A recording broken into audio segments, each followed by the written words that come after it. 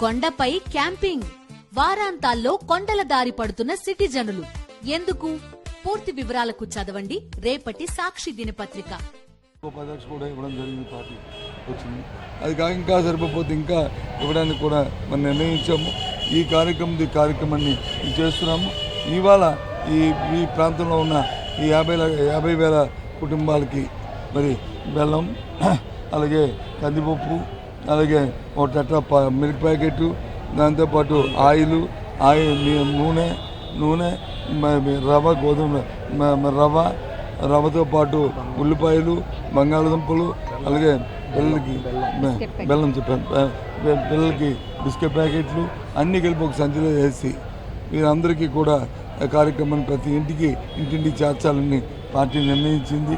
మరి ఆ కార్యక్రమం ప్రకారం ఇక్కడున్న పెద్దలందరి తాలూకా సాయంతో, దాని కార్పొరేట్ సాయంతో ఇవాళ నుంచి ఆ కార్యక్రమం ఇంటింటికి మరి చేరుస్తున్నామనే విషయాన్ని మరి వృత్త బతికమ్మ తాలూకా పార్టీ ధర్మంగా ఈ కార్యక్రమం చేస్తున్న విషయాన్ని మరి మీ ద్వారా మరి పట్టణ ఉన్న పేద ప్రజలందరికీ తెలియజేస్తున్నాము.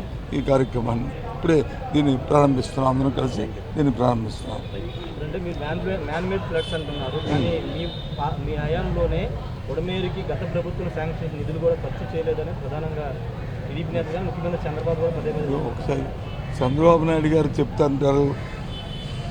ఆయనకి ఏంటంటే చెప్పిందే చెప్పి ఆయన అబద్ధాన్ని నిజం కింద చేయడానికి ప్రయత్నం చేస్తుంటారు. ఆ మాత్రం కామన్ సెన్స్ పాయింట్ ఇది. నేను కూడా 2009లో ఈ ప్రాంతంలో వరదలు వచ్చినప్పుడు ఆ రోజు నేను మంత్రిని రాజశేఖర్ గారు ముఖ్యమంత్రిగా ఉన్నారు. కాదు, ఇక్కడికే నేను ఆ రోజు ఉన్నాను. అప్పుడు కూడా బుడిమేర పొంగడము, దాంతోపాటు మన కృష్ణా దీనికి ప్రకాశం బ్యారేజ్కి వచ్చి సుమారు 14 లక్షలు కాదు 14 లక్షల చిల్లర వచ్చి రావడము, ఇంకో 40,000 క్యూసెక్లు కానీ వస్తే మనము ప్రకాశం బ్యారేజ్ దాటిపోయిన పరిస్థితి వచ్చేది. ఆ రోజు వస్తే మేము అధికారులు అందరం కలిసి పైనుంచి ఎంత అవుట్ఫ్లో వస్తుంది, ఎంత వస్తుంది, ఇన్ఫ్లో వస్తుంది, ఎంత మనం అవుట్ఫ్లో బయటికి పంపించాలని అప్పటి నుంచే ముందు రోజు నుంచే ఎంతో తగు జాగ్రత్తలు తీసుకొని మన పైన ఉన్న బ్యారేజీలు ఏవైతే ఉన్నాయో శ్రీశైలం కానీ, లేకపోతే నాగార్జున కానీ, లేకపోతే పులిచింతలు కానీ, అవన్నిటిని స్టిమ్యులేట్ చేసుకుంటూ దూరకుడిక మళ్ళీ కింద వచ్చి డౌన్ స్ట్రీమ్లో మనం పంపిస్తున్నప్పుడు మళ్ళీ గండ్లు కొట్టికంట అవన్నీ కూడా కాపలాలు పెట్టుకుంటూ అప్పటికీ కూడా మన రేపల్లి దగ్గర వచ్చి పెద్ద గండి పడిపోయి రేపల్లి పట్టణంతో మునిగిపోతే ఆ రోజు మన నెల్లూరులో కృష్ణపట్నం పోర్టు నుంచి అక్కడ నుంచి సుమారు 250 లారీలతో బౌల్స్ని అటు ఇటు అర్ధరాత్రి మీద తెప్పించి అవన్నీ కూర్చున్న నేపథ్యాన్ని కూడా ఒకసారి గుర్తు చేస్తున్నాం. ఇదేదో మా గొప్పగా మా తాలూకా ఏదో ఘనతగా మేము చెప్పట్లే, బాధ్యత అది కామన్ సెన్స్ పాయింట్ ఇది. అంతేగాని ఏదో నువ్వు వస్తున్నప్పుడు వచ్చిన తర్వాత మనం ఈ మధ్య పత్రికలో చూసాం, మేము చెప్పట్లేదు. అధికారుల మాటలు కానీ ఇంజనీర్లు కానీ, లేకపోతే ఐఏఎస్ ఆఫీసర్లు కానీ, వాళ్ళ నాయకులు చెప్తున్నట్టు మాకు ముందే తెలుసు, చెప్పిన అప్పటికప్పుడు ఏం చేయలేం కాబట్టి అసమర్థతో ఊరుకున్నామని చెప్పి అది మా మాటలు చెప్పిన నేపథ్యం మనం చూసాం. మీరు అడుగుతున్నారు కాబట్టి చెప్తున్నాను, లేకపోతే అలాంటి వాటికి తావులేదు. మీరు ఆ ప్రశ్న ఇచ్చారు కాబట్టి నేను చెప్తున్నాను.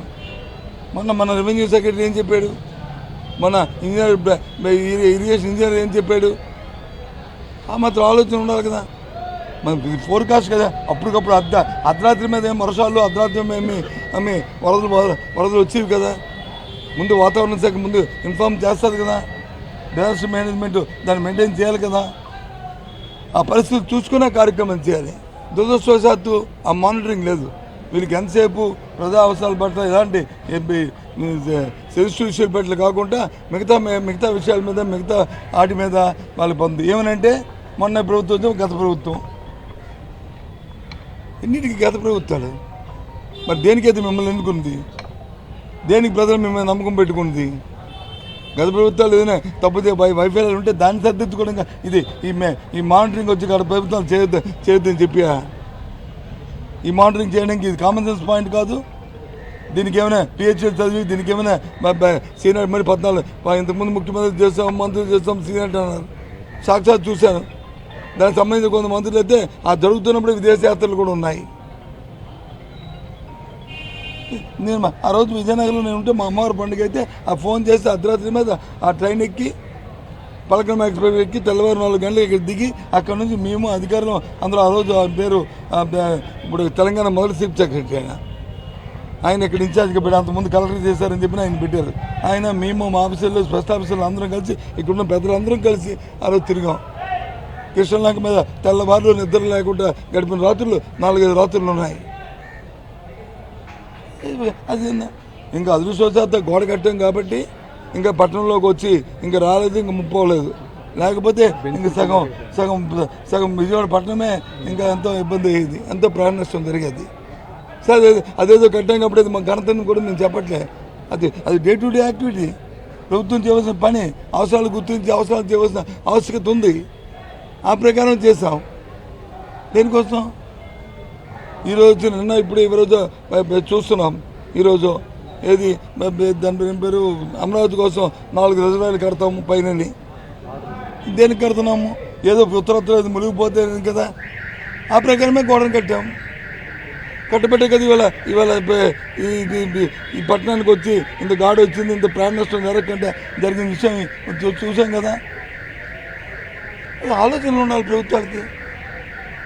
అందుకు కాబట్టి ఇక్కడ ఇది ఒకటి విమర్శించడం కాదు, ఈ జరిగిన ఈ నష్టాన్ని ఏ విధంగా బెరీజ్ చేసుకుంటూ ఇప్పుడు రిసీడ్ అయిపోయింది.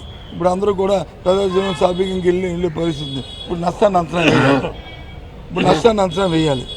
ఆ ఇంటిల్లో నిన్న మొన్న చూశాను నేను, వెహికల్స్ వచ్చి ముఖ్యంగా విజయవాడ పట్టణం ఇది ఆటో,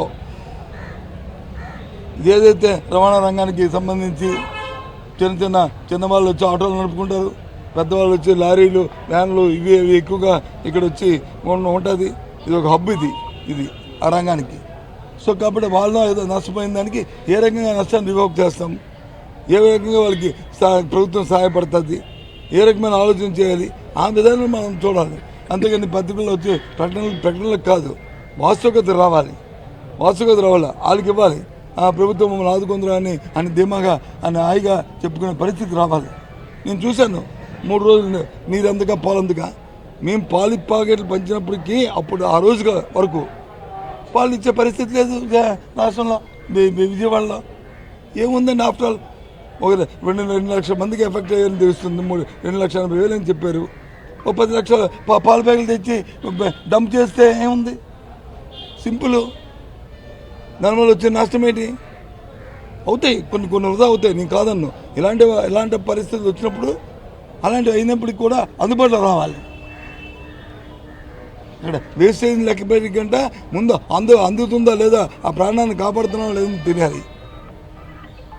40 మంది చనిపోయారు దీంట్లో అంటే ఒక పట్టణంలో అంటే ఎంత సిగ్గండి మనకి. ప్రభుత్వాలకి ఆలోచన చేసుకోవాలి. అదేనే ఇక్కడ